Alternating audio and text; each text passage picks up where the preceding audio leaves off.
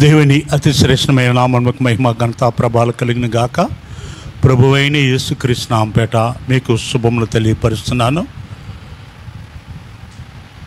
మరి యొక్క యేసుక్రీస్తు శిలువ శ్రమల ధ్యాన కాలములో 3వ దినాన్ని ఆయన సన్నిధిలో చేరి ఆయన యొక్క శ్రమలు, ఆయన పొందిన శిలువ మరణం జ్ఞాపకం చేసుకొనుచు మనల్ని మనం తగ్గించుకొనుచు ఆయనకు మందిరంలో కనపడుటకు మరొక సంవత్సరము మనకు ప్రభు అనుగ్రహించినారు.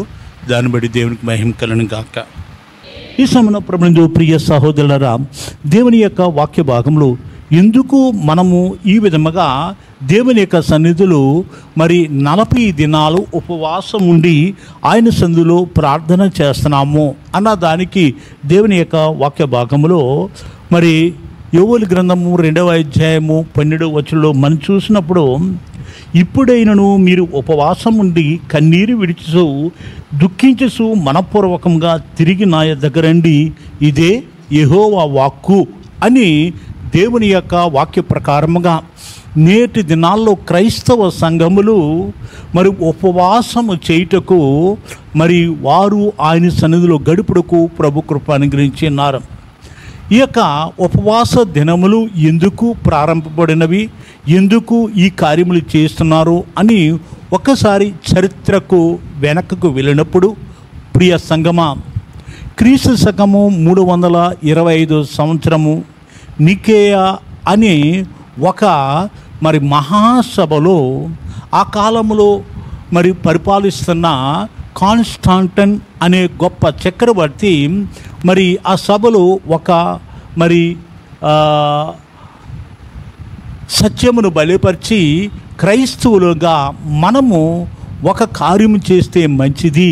ఏంటంటే యేసుప్రభు వారు సిలువలో మరణించిన విధానాన్ని కేవలము మనము మరి శుభ శుక్రవారం దినాన్ని, గుడ్ ఫ్రైడే దినాన్ని ఆయన సిలువ శ్రమల జ్ఞాపకం చేసుకుంటున్నాము.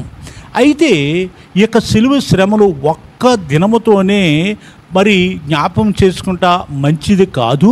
అయితే దీనిని ఒక ప్రత్యేకమైన రీతిగా మనము అనుసరిస్తే మంచిది అనే ఉద్దేశంతో 40 దినాలు ఉపవాసం ఉండి ఆయన శ్రమలు జ్ఞాపకం చేసుకొనుచు ఆయన సన్నిధిలో గడుపుట చాలా ఆశీర్వాదకరము, దీవెనకరము అని చెప్పిన దాన్ని బట్టి నాటి నుంచి సంఘాల్లో ఈ యొక్క 40 దినాలు ఉపవాస ప్రార్థనలు జరుగుతుండగా సంఘ చరిత్ర చెప్పుతున్నది. అయితే ఈ విధముగా శిలువ శ్రమలు ధ్యానం చేయాలి అని ఎక్కడ పరిశుద్ధ గ్రంథములు వ్రాయబడలేదు. అయినప్పటికీ సంఘ విశ్వాసులు ఉజ్జీంపబడుటకును, ఆత్మీయంగా అభివృద్ధి పొందుటకును, మరి తమ్ము తాము తగ్గించుకొని యేసుక్రీస్తు ద్వారా దీవెనలు పొందుటకు ఈ యొక్క మరి ఉపవాస ప్రార్థనలో ఆయన యొక్క శిలువ శ్రమలు జ్ఞాపకం చేసుకొని ఆయన సన్నిధిలో గడుపుట ఎంతో ఆశీర్వాదకరమని భావించి ఈ యొక్క దినములు ఏర్పాటు చేస్తున్నారు. పరిశుద్ధ గ్రంథంలో కొన్ని దినములకు ప్రత్యేకత ఉన్నది. మరి ముఖ్యంగా 40వ దినము కొరకు ఒక ప్రత్యేకత ఉన్నది.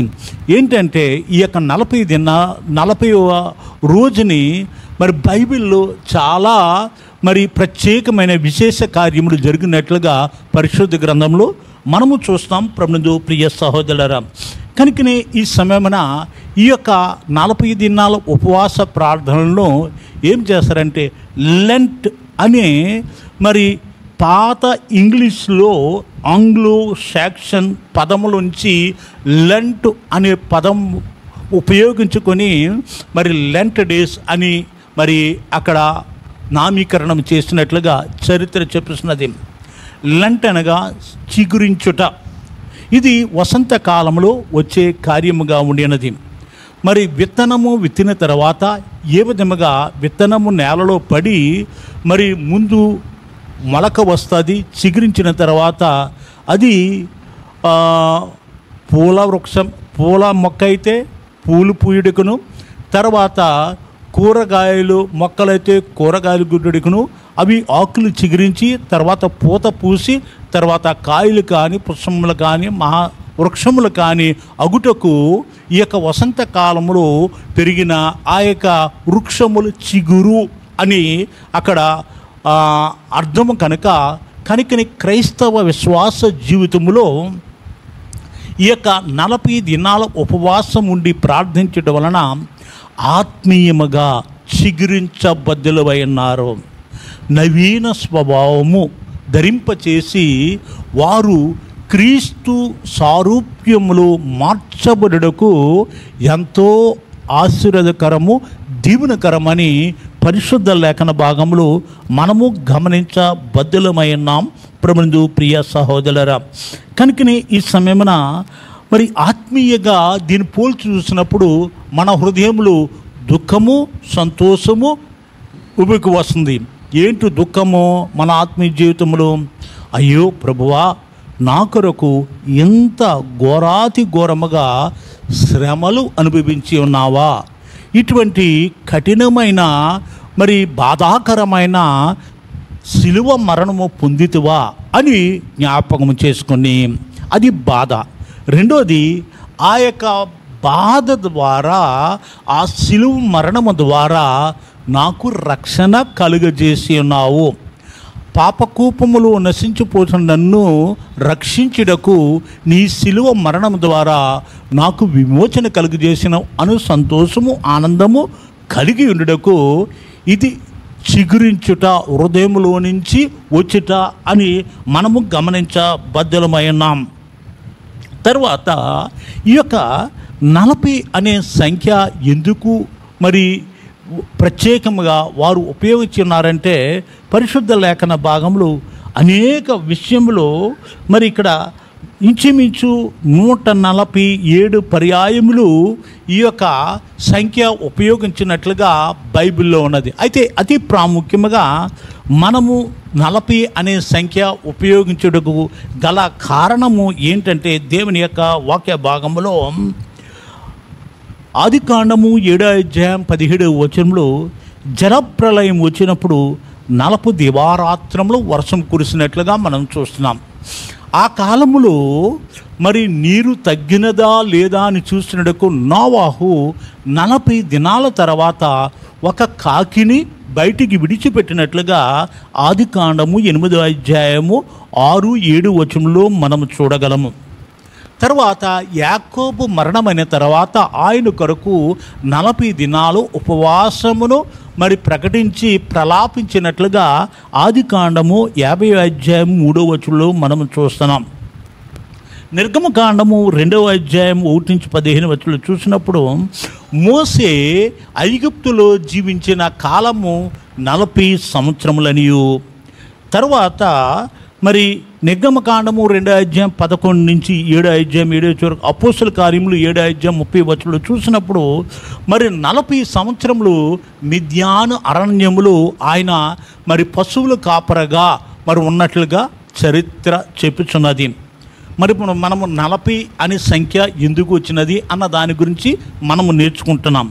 తర్వాత దైవజనుడు మోసే దేవుని యొక్క ధర్మశాస్త్రమును పొందుటకు ఆయన 3 పర్యాయములు ఆయన 40 దినాలు ఉపవాసం ఉండి ప్రార్థించినట్లుగా నిర్గమకాండము 24:18 ద్వితీయోపదేశకాండము 9:9 మరి 25 ఈ విధముగా ఆయన ఉపవాసం ఉండి ప్రార్థించినట్లుగా మనము చూస్తున్నాం. ప్రభుని ప్రియులారా, ద్వితీయోపదేశకాండము 8:2-5 చూసినప్పుడు ఇశ్రాయేలు ప్రజలు 40 సంవత్సరములు అరణ్యములో తిరిగినట్లుగా దేవుని యొక్క వాక్యభాగములో మనము చూస్తున్నాం. మరి మోసే ధర్మశాస్త్రం ప్రకారముగా ఎవరైనా తప్పుదము చేస్తే వారికి 40 కొరడా దెబ్బలు విధించినట్లుగా మనము చూస్తున్నాం. తర్వాత ప్రవక్తలోకెల్లా గొప్ప ప్రవక్త ఏలియా గారు కూడా 40 దినాలు ఉపవాసం ఉండి ప్రార్థన చేసినట్లుగా 1 రాజులు 19:8 మనము చూస్తున్నాం. అంతేకాకుండా ప్రభువు ప్రియ సహోదరులారా, మరి మన ప్రభువును రక్షకుడైన యేసుక్రీస్తు వారు బాప్తిసం పొందిన తర్వాత 40 దినాలు ఉపవాసం ఉండి అరణ్యంలో ఆయన ఉపవాసం ఉన్నట్లుగా పరిశుద్ధ వాక్య భాగంలో మత్తయి సువార్త 4వ అధ్యాయము 2వ వచనంలో మనం చూస్తున్నాం. అంతేకాకుండా యేసుప్రభువు వారు సిలువ వేయబడి చనిపోయి సమాధించబడి తిరిగి లేచిన తర్వాత ఈ లోకంలో 40 దినాలు సంచారం చేసి 40వ దినాన్ని ఆయన ఆరోహణుడైనట్లుగా దేవుని యొక్క వాక్య భాగంలో ప్రమిది ప్రియులరా అపోస్తుల కార్యములు 1వ అధ్యాయం 3వ వచనంలో మనము చూస్తున్నాం. కనుక ఈ విధముగా ఈ యొక్క మరి 40 సంఖ్య గురించి మరి ప్రత్యేకత ఉన్నది కనుక 40 దినాలు చేస్తే మంచిది అనే ఉద్దేశంతో మరి వారు ప్రారంభించినట్లుగా మనం చూస్తున్నాం.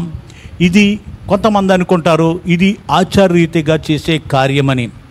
40 దినాలకే కాకుండాను మన జీవితాంతము అటువంటి మరి నిష్ఠ కలిగిన జీవితము మనము జీవించు ప్రభువుకి అతి సమీపంగా ఉండటకు ఈ ఉపవాస ప్రార్థనలో ఎంతో ఆశీర్వాదకరమని దీవెనకరమని దేవుని యొక్క వాక్య భాగం ద్వారా మనము చూస్తున్నాం. ప్రమిది ప్రియులారా, నేను గతంలో కూడా మరి ఒక సంఘంలో చెప్పి ఉన్నాను, ఈ 40 దినాలు ఏ విధముగా నిర్ణయిస్తారో, ఈస్టరు ఏ విధంగా నిర్ణయిస్తారు అన్నదానికి మరి చరిత్రలో ఏం జరిగినదంటే ప్రభునందు ప్రియ సహోదరులారా, దేవుని యొక్క మరి చరిత్ర ప్రకారముగా మరి ఈ సమయమున మొట్టమొదటిగా ఈస్టర్ దినాన్ని వారు నిర్ణయిస్తారంట. ఇది ఎట్లా అంటే పౌర్ణమి తర్వాత వచ్చే మరి మార్చి మాసంలో పౌర్ణమి తర్వాత వచ్చే ఆదివారాన్ని ఈస్టర్గా రోజులుగా నిర్ణయిస్తారంట. తర్వాత అక్కడి నుంచి 46 రోజులు వెనక్కి లెక్క పెట్టిన తర్వాత అక్కడ వచ్చే దినము బుధవారము. ఆ బుధవారాన్ని ఏం చేస్తారంట, భస్మ బుధవారముగా మరి అక్కడ మరి లెక్కిస్తారంట. తర్వాత మరి ఈస్టర్కు ముందు వచ్చే ఆదివారాన్ని మట్టల ఆదివారముగా మరి ప్రకటిస్తారంట. మట్టల ఆదివారం నుండి ఈస్టర్ వరకు 7 దినములు 7 రోజులు పరిశుద్ధ వారముగా ప్రకటిస్తారంట. ఈ విధముగా మరి పరిశుద్ధ వారంలో వచ్చే ఆ యొక్క చివరి శుక్రవారంని గుడ్ ఫ్రైడే అని నిర్ణయిస్తారని సంఘ చరిత్ర చెప్పుచున్నది. కనుక ఈ శ్రమకాల సీజన్లో ఈస్టర్ ఆదివారముతో ముగిస్తుంది. అంటే దానికి ముందు శనివారంతో ముగుస్తుంది. అప్పటికి 46 రోజులు. ఈ యొక్క 46 రోజులలో ఆదివారములు ఇందులో లెక్క వేయరు. ఎందుకంటే ఆదివారం అనేది ప్రభువు దినము. ఆ దినాన్ని ఉపవాసము ఉండుట అది మంచిది కాదని సంతోషించవలసిన దినమని అక్కడ చరిత్ర చెప్పి ఉన్నది ప్రభునందు ప్రియ సహోదరులారా. కనుక ఈ సమయంలో దేవుని యొక్క వాక్య భాగంలో మనము ఉపవాసముండి ప్రార్థన చేయటం వలన మన జీవితములు మనము ఏ విధముగా ప్రభువు కొరకు సమర్పించుకుని జీవించాలో అది ప్రాముఖ్యమైన మరి విషయంగా మనము గమనించబద్ధులమై ఉన్నాము. మరి ఉపవాస ప్రార్థన అనగానేమి అనేక సార్లు మీ పాస్టర్ గారు చెప్తుంటారు, మీకు అనేకమంది కాపరలో వచ్చి చెప్తుంటారు. మనకందరికీ తెలుసు ఉపవాస ప్రార్థన అంటే ఏంటి. అయితే ఈ యొక్క ఉపవాస ప్రార్థనలో మనము ఏంటి మన జీవితంలో ఇంకనూ ఆయనకు ఆయస్కరమైన మార్గము ఏదైనా ఉంటే దాన్ని విడిచిపెట్టి ప్రభువు దగ్గర ఒప్పుకొని మనము పరిశుద్ధ జీవితము జీవించబద్ధులమైనామని దేవుని యొక్క వాక్య భాగం ద్వారా మనము చూస్తున్నాం. ప్రభువు ప్రియ సహోదరులారా, దేవుని యొక్క వాక్య భాగములో మనం చూసినప్పుడు పరిశుద్ధ ఈ యొక్క వారంలో లేక ఈ యొక్క 40 దినాల ఉపవాస ప్రార్థనలో మనము మరి జయించవలసినది లేక మన జీవితంలో మార్చుకొనవలసినది ఏంటంటే దేవుని యొక్క సన్నిధిలో ప్రభువు ప్రియ సహోదరులారా, దేవుని యొక్క వాక్య భాగంలో మనము యేసుక్రీస్తు వారు మరి చనిపోయిన తర్వాత ప్రథమ ఫలముగా లేపబడి మనకు నూతన జీవము ఆత్మను అనుగ్రహించి ఉన్నాడు అని అపోస్తలుడైన పౌలు 1 కొరింథీయులకు రాసిన పత్రిక 15వ అధ్యాయము 20వ వచనంలో చెప్పబడిన రీతిగా ఆత్మ ఫలము పొందిన వారమని మనము అపోస్తలుడైన పౌలు రోమీయులకు రాసిన పత్రిక 8:23లో మనము చూస్తున్నాం. కనుక ఈ సమయమున మనము ఈ యొక్క మండల కాలము లేక ఈ ఉపవాస దినములు ఆచరించట మనకెంతో ఆశీర్వాదకరము, దీవెనకరమని గమనించబద్దులమై ఉన్నామని దేవుని యొక్క వాక్య భాగం ద్వారా మనము చూస్తున్నాం. ప్రభునందు ప్రియ సహోదరులారా, మానవుని యొక్క మనుగడ ఎరిగిన దేవుడు జగత్ పునాది వేయబడక ముందే ప్రేమ చేత క్రీస్తులో మనలను ఏర్పరచుకున్నని అపోస్తలుడైన పౌలు ఎఫెసీయులకు రాసిన పత్రిక 1వ అధ్యాయం 6వ వచనంలో మనం చూస్తున్నాం.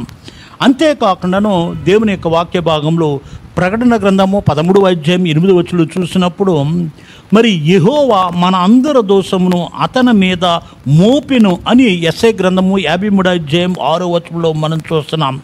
తర్వాత ప్రకటన 13:8లో జగత్ మరి ఉత్పత్తి మొదలుకొని వధింపబడి ఉన్న గొర్రె పిల్ల అని మనం చూస్తున్నాం. ఇక్కడ ముందుగానే జగదుత్పత్తి మొదలు ముందే దేవుడు నిర్ణయించినాడు గొర్రె పిల్ల. మరి ఏ విధంగా గొర్రె పిల్ల పాత నిబంధన కాలంలో ఇశ్రాయేలు ప్రజలకు మరి ఏ విధంగా పాప పరిహారార్థముగా వధింపబడుతుందో, సమస్త మానవుల కొరకు పాప పరిహారార్థ బలిగా ప్రభువును రక్షకుడైన యేసుక్రీస్తు వారు ఈ లోకములో జన్మించి 33.5 సంవత్సరాలు జీవించినాడు. అందుకనే బాప్తిస్మం ఇచ్చి యోహాను అంటున్నాడు, యోహాను సువార్త 1వ అధ్యాయము 29వ వచనంలో ఆయన బాప్తిస్మం పొందవచ్చినప్పుడు ఆయన చెప్పిన మాట, ఇదిగో లోక పాపములను మోసుకొను పోవు దేవుని గొర్రె పిల్ల. దానికి ముందునే దాదాపు 700 సంవత్సరముల క్రితమే ప్రవక్త అయిన యెషయా ప్రవచించినాడు. యెషయా గ్రంథము 53వ అధ్యాయంలో మనం చూస్తున్నప్పుడు 5వ వచనంలో 6వ వచనంలో అతడు మన అతిక్రమ క్రియలు బట్టి గాయపరచబడెను, మన దోషములు బట్టి నలగగట్టబడెను, మన సమాధానార్థమని శిక్ష అతడిపై వేసుకొనును, అతడు పొందిన దెబ్బదల చేత మనకు స్వస్థత కలిగినది.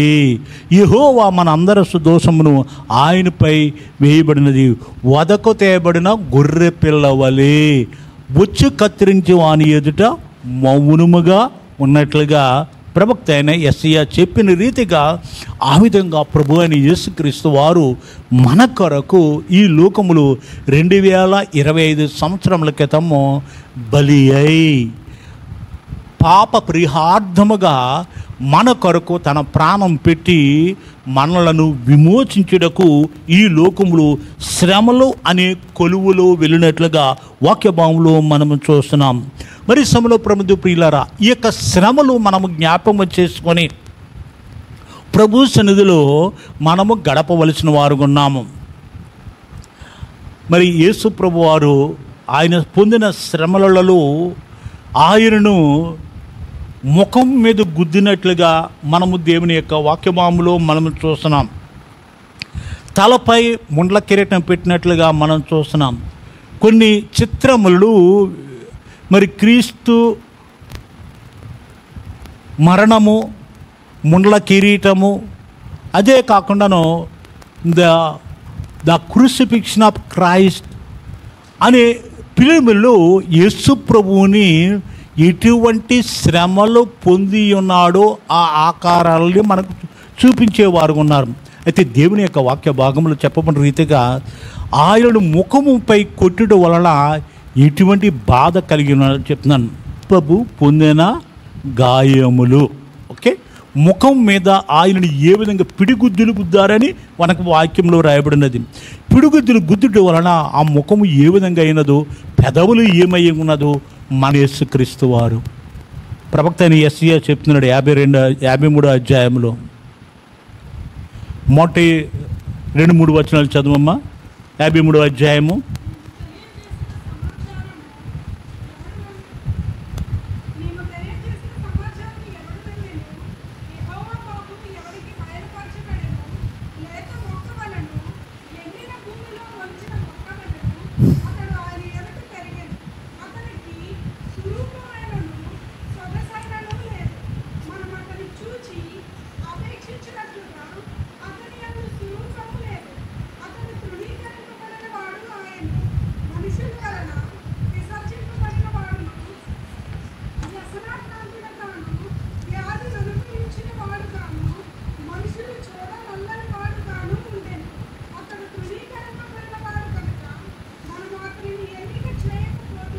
ఓకే, మనుషులు చూడనలను వాడుగా ఈయను. మరి సమన ప్రభునందు ప్రియులారా, ఆ వికార రూపము ఒకానొక సొమ్ము నేను కలిగి ఉన్నాను. అల్పుడును ఎందుకు ప్రాణిక వారు నేను నాకు కలిగిన ఈ చిన్న గాయమును బట్టి నేనేమైతే మన రక్షకుడును ప్రభు అయిన యేసుక్రీస్తు సుందరులో అతి సుందరుడైన మన దేవుడు మన పాపముల నిమిత్తము అంత వికారత పొందినట్లుగా మనము చూస్తున్నాం.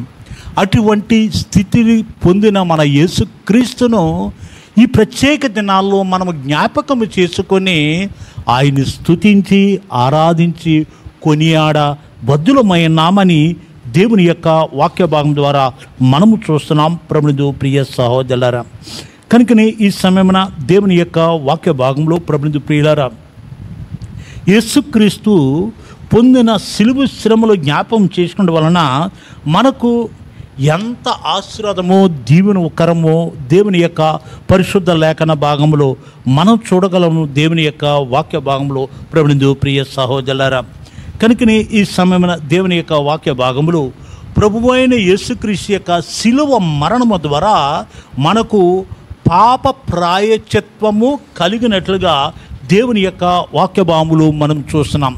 మరి సమయమున ఆ యొక్క శిలువ మరణము ద్వారా మనకు రక్షణ కలగజేసి ఉన్నాడు.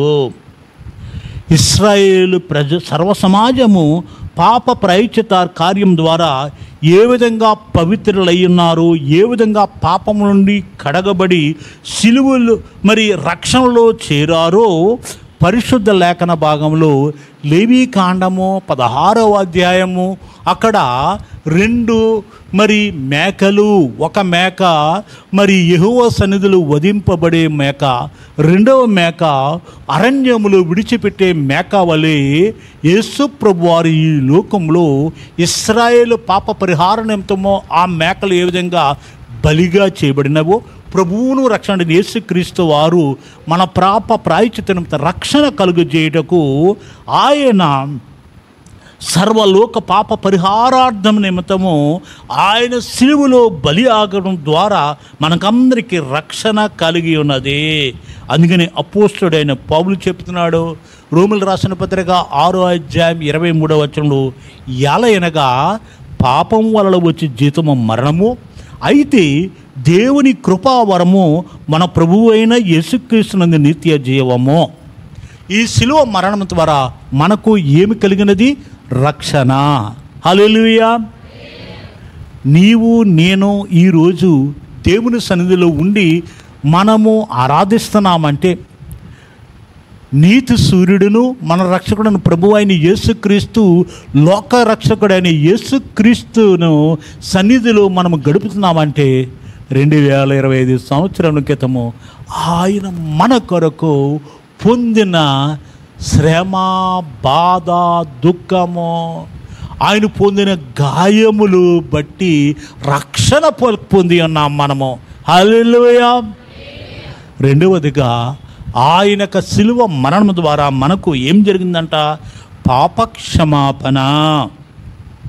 అలనాడు ఇశ్రాయేలు సర్వసమాజము ఏ విధముగా తమ పాపములను తీసివేయుటకు ఒక విడిచిపెట్టే మేకను దూరముగా అరణ్యములో విడిచిపెట్టే మేక అని అక్కడ లేవీ కాండము 16వ అధ్యాయంలో రాయబడిన రీతిగా యేసుప్రభు వారు కూడా మన యొక్క పాపములను దూరముగా తీసివేయుటకు ఆయన ఏం చేస్తున్నాడు? దేవుని యొక్క వాక్య భాగంలో ప్రభునందు ప్రియ సహోదరులారా, 1వ యోహాను రాసిన పత్రిక 1వ అధ్యాయం 17వ వచనంలోను, హెబ్రీయులకు రాసిన పత్రిక 9వ అధ్యాయం 26వ వచనంలోను ఇక్కడ దేవుని యొక్క వాక్య భాగంలో ప్రభునందు ప్రియులారా మనలను ఆయన మరి దేవుని యొక్క వాక్య భాగంలో మన ప్రభువు మన పాపములను మనం ఒప్పుకున్న ఎడల ఆయన నమ్మదగిన వాడును నీతిమంతుడు కనుక ఆయన మన పాపములు క్షమించి సమస్త దుర్నీతిని తొలగించి పరిశుద్ధులుగా చేయను అని 1వ యోహాను 1వ అధ్యాయం 9వ వచనంలో మనం చూస్తున్నాం.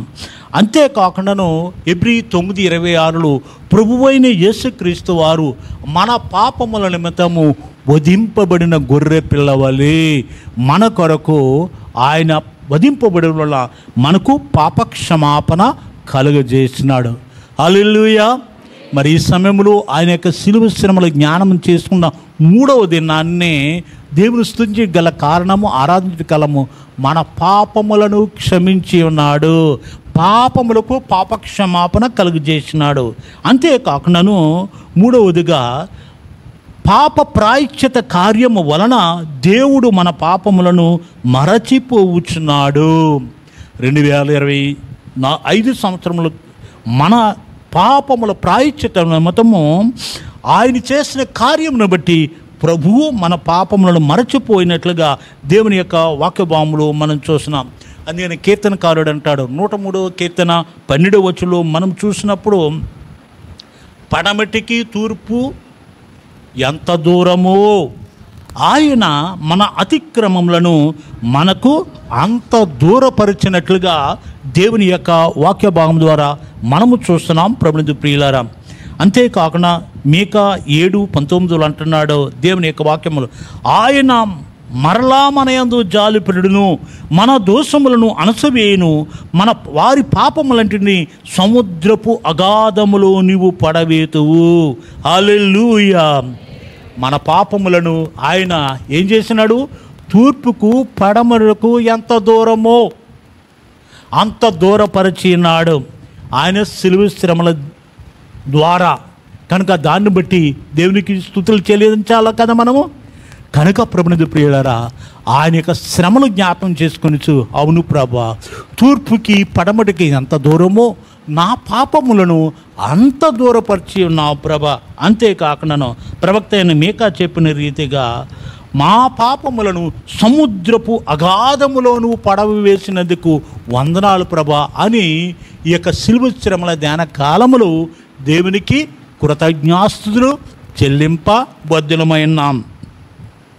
అంతేకాకుండా ప్రభునందు ప్రియులారా, పాప ప్రాయశ్చిత కార్యము ద్వారా దేవుడు వారి పాపములను కప్పివేయనని దేవుని యొక్క వాక్య భాగంలో నిర్గమకాండము 35:16 అదే కాకుండా లేవీకాండము 4:20 మనం చూసినప్పుడు ప్రభునందు ప్రియ సహోదరులారా, ప్రభువైన యేసుక్రీస్తు వారు మన పాపములను కప్పివేసినట్లుగా దేవుని యొక్క వాక్య భాగం ద్వారా మనము చూస్తున్నాం.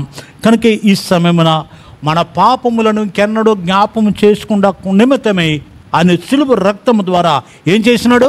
కప్పివేసి ఉన్నాడు. హల్లెలూయా. అంతేకాకుండాను ఆయన శిలువ మరణము ద్వారా పాప ప్రాయశ్చిత కార్యము ద్వారా పాపంపై మనకు విజయమును అనుగ్రహించినట్లుగా దేవుని యొక్క వాక్య భాగములు మనం చూస్తున్నాం. అందుకని యోధా పత్రిక 24 మనము చూసినప్పుడు ప్రభునందు ప్రియ సహోదరులారా, దేవుని యొక్క వాక్య భాగములు యేసులో జరిగిన పాప ప్రాయశ్చిత కార్యము ద్వారా మనము విజయము పొందగలుగుతున్నాము. హల్లెలూయా. అంతేకాకుండా దేవుని యొక్క వాక్య భాగంలో ఆయన పాప ప్రాయశ్చిత కార్యము ద్వారా మనమందరము పరిశుద్ధులు మొగుచున్నామని దేవుని యొక్క వాక్య భాగంలో మనం చూస్తున్నాం. అందుకని హెబ్రీయుల గ్రంథకర్త చెప్పుచున్నాడు 10:10 మనం చూసినప్పుడు, ఆయన ఒక్కసారి అర్పింపబడుట వలన మనము పరిశుద్ధపరచబడి ఉన్నాము. హల్లెలూయా. ఆయన ఒక్కసారి అర్పింపబడి ఉన్నాడు అనగా తన ప్రాణం పెట్టి ఉన్నాడు. ఇప్పటికి 2025 సంవత్సరములో. కనుక మీరు నా కొరకే పొందిన శిలువ మరణమును బట్టి నన్ను పరిశుద్ధపరిచి ఉన్నావు ప్రభా, మీకు వందనములు ప్రభా అని దేవునికి కృతజ్ఞాస్తుతులు చెల్లింపబద్ధులమయ్యన్నామని పరిశుద్ధ లేఖన భాగంలో మనము చూస్తున్నాం ప్రభునందు ప్రియ సహోదరులారా. అంతేకాకుండా దేవుని యొక్క వాక్య భాగంలో పాప ప్రాయశ్చిత కార్యము ద్వారా అనగా ఆయన శిలువ మరణము ద్వారా మనకు మార్గం ఏర్పడినది. ఏంటి ఆ మార్గం ప్రభునందు ప్రియ సహోదరులారా? హెబ్రీయుల గ్రంథకర్త చెప్పుచున్నాడు 10:19-20 చదవమ్మా.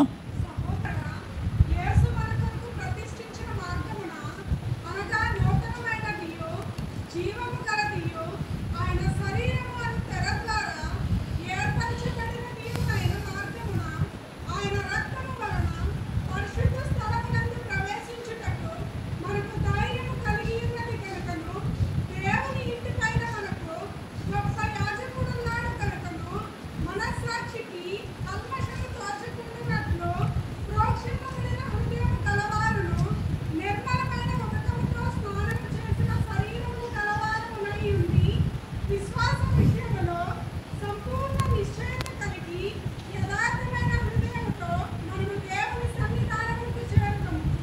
హల్లెలూయా. దేవుని యొక్క సన్నిధిలో మనకు మార్గం ఏర్పడినదంట. ఏంటది?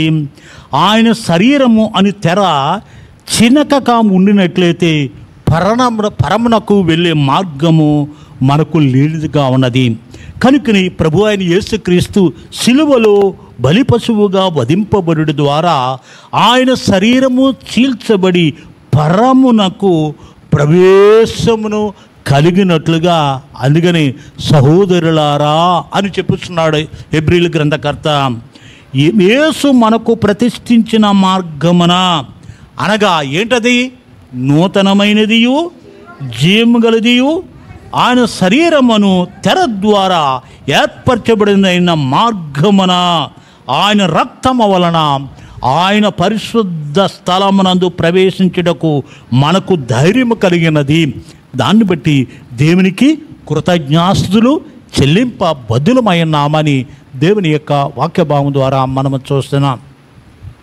ఈ విధముగా ప్రభువైన యేసుక్రీస్తు వారు మన కొరకు లేక మానవుల కొరకు ఆయన పొందిన ఆ యొక్క సిలువ శ్రమలు జ్ఞాపకము చేసుకున్నట ఒక 40 రోజులు కాదండి, జీవితాంతము జ్ఞాపకం చేసుకున్నటకు మరి సరిపోయినట్టే అత్యధికముగా మన పాపములను పరిహరించుటకు తను శ్రమ పొంది ఉన్నాడు, బాధింపబడి ఉన్నాడు, దుఃఖపరచబడి ఉన్నాడు, గాయపరచబడి ఉన్నాడు, దూషింపబడి ఉన్నాడు, తృణీకంపబడి ఉన్నాడు,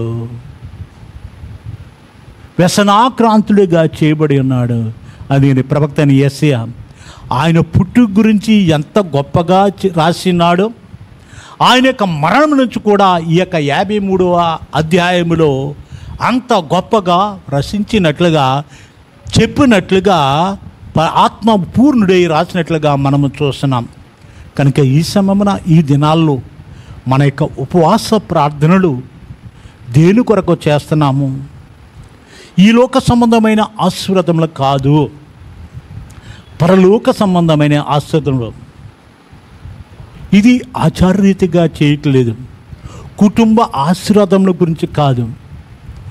నిన్ను నన్ను నరకములోకి వెళ్ళకుండా, మన పాప శిక్ష ఫలితముగా నరకాగ్నికి వెళ్ళకోకుండా నీవు నేను పొందవలసిన శిక్ష మన ప్రభువును రక్షకుడని యేసుక్రీస్తు వారు కలువరిగిరిలో పొందిన ఆ యొక్క సిలువ మరి శ్రమలు జ్ఞాపకం చేసుకుంటా 40 రోజులు కాదు, మన జీవితాంతము ఆయన వచ్చే పర్యంతం వరకు జ్ఞాపకం చేసుకున్నట అది ఎంతో ఆశీర్వాదకరము, దీవెనకరం. మన పిల్లలు ఉన్నారు ఇక్కడ, అనేక మంది మంచి మంచి చదువులు చదివి మంచి మంచి ఉన్నత స్థితిలో ఉండి ఉన్నారు. అయితే నీవు ఎంత గొప్ప చదువుటకును ఇటువంటి ఉన్నత స్థితిలో ఉండటకు నీకు నీవే వచ్చేసినావా? నీ వెనక ఎవరున్నారు? నీ తల్లి, నీ తండ్రి. వారు తిని తినక, నిద్రపోక, అలసట తీర్చుకొనుకోకుండా శ్రమించి రాత్రి అనగా పగలనక వారు కష్టపడి పనిచేసి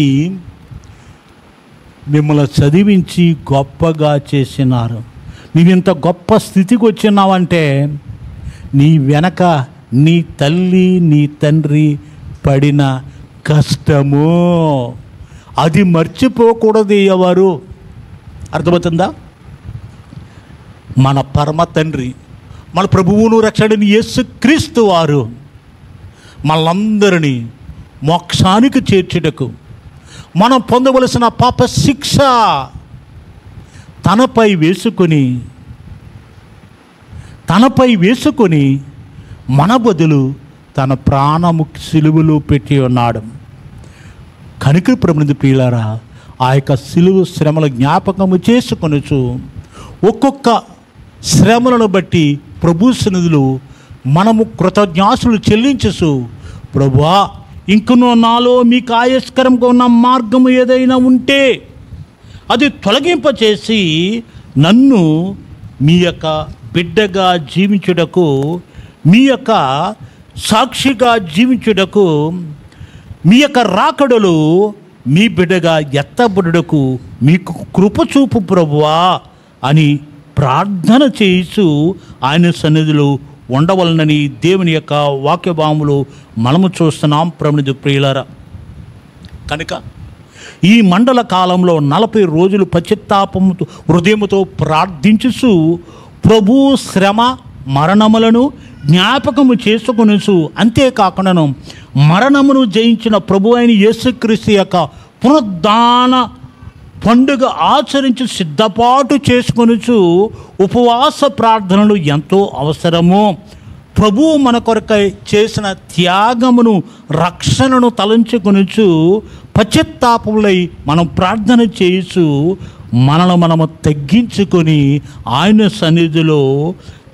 సన్నిధి కాంతి పొందుటకు మనము సిద్ధపడి ఉండాలని ప్రభు కోరుచున్నాడు. ప్రభునితో ప్రియ సహోదరులారా, కనుక ఈ సమయమున మనమందరము ఆయన యొక్క సారూప్యములోకి మార్చబడుటకు, క్రీస్తు యొక్క సారూప్యంలోనికి మార్చుటకు అపోస్తలుడైన పౌలు అంటున్నాడు 1 కొరింథీయులకు రాసిన పత్రిక 11వ అధ్యాయంలో, నేను క్రీస్తును పోలి నడుచుకుని ఉన్నాను, మీరు నన్ను పోలి నడుచుకుండని చెప్పి ఉన్నాడు.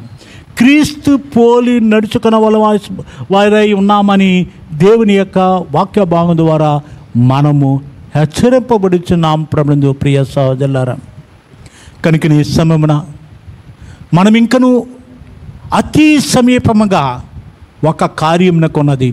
ఏంటి ఆ కార్యము? అపోస్తలుడైన పౌలు చెప్పుచున్నాడు.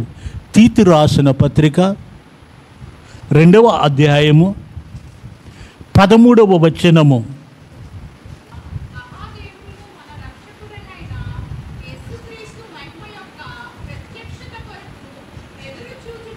ఓకే బ్రదర్స్లో ఒకరు చదవండి ఆ మాట గట్టిగా.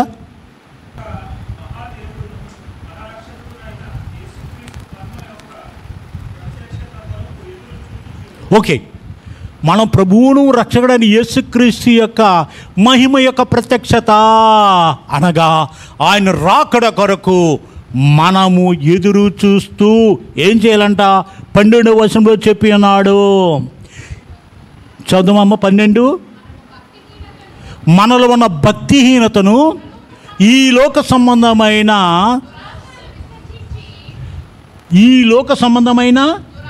దురాశలను విడిచిపెట్టి 14వ వచనంలో 13వ వచనం చివరి భాగము, ఈ లోకములు స్వస్థ బుద్ధితోనూ నీతితోనూ భక్తితోనూ బ్రతికి చుండవలను. హల్లెలూయా. ఈ యొక్క లెంట దినాల్లో ఆచరిస్తున్న సమయంలో ఒకవేళ ప్రభు అని యేసుక్రీస్తు వస్తే ఏం చేయాలంటే మనము ఈ లోక సంబంధ మాలిన్యమును, దురాశలను విడిచిపెట్టి, ఓకే,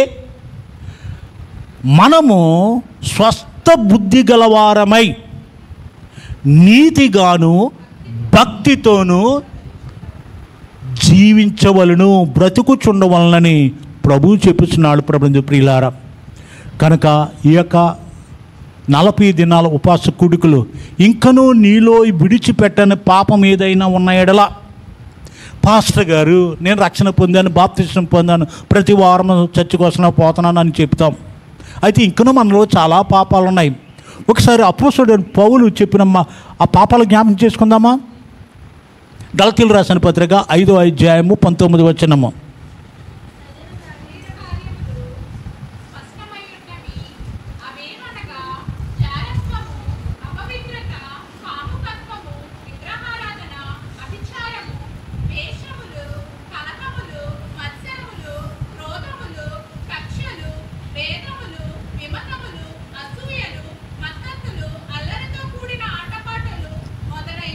ఓకే, ఇంచుమించు 15. ఎవరైనా చెప్పగలరా? పాస్టర్ గారు వీటిలో ఏ ఒక్కటి నాలో లేదు. నేను విగ్రహారాధన చేయనండి, ఏ విగ్రహం పూజించనండి. మంచిది. బైబిల్ ఏం చెప్తుంది? దేవుని కంటే ఏది ఎక్కువగా నీవు ప్రేమిస్తున్నావో అదేమన్నాడు దేవుడు? విగ్రహారాధన. ఓకే, కనుక ప్రభుని ప్రియులారా, ఈ యొక్క 40 దినం ఉపవాసం ప్రార్థన, ప్రభువా అపోస్తలుడు పౌలు చెప్పిన రీతిగా పలానా బలహీనత నాలో ఉన్నది ప్రభా, కడిగి వేయండి ప్రభా, తుడిచివేయండి ప్రభా, పరిశుద్ధపరచండి ప్రభా, నిన్ను పోలి జీవించడకు, నీ సారూప్యములో మార్చబడుటకు సహాయం చేయి ప్రభా అని ప్రార్థన చేద్దాం. హల్లెలూయా. ఈ యొక్క సిలువ శ్రమల ధ్యాన కాలంలో మనందరికీ దీవెనకరంగానో ఆశీర్వాదకరంగానో మన జీవితములను మనం పరీక్షించుకున్నటకు, మనం ఏ స్థితిలో ఉన్నామో అది తెలుసుకొని, ఈ పాపము నిమిత్తే నా ప్రభువు గాయపరచబడి ఉన్నాడు, ఈ పాపము నిమిత్తే నా ప్రభువు అవమానింపబడి ఉన్నాడు, ముఖం మీద ఉమ్మి వేయించుకున్నాడు, తృణీకరింపబడి ఉన్నాడు, గేలి చేయబడి ఉన్నాడు అని మనము దేవుని సన్నిధిలో ఒప్పుకొని పాపాలు ఒప్పుకుందాం.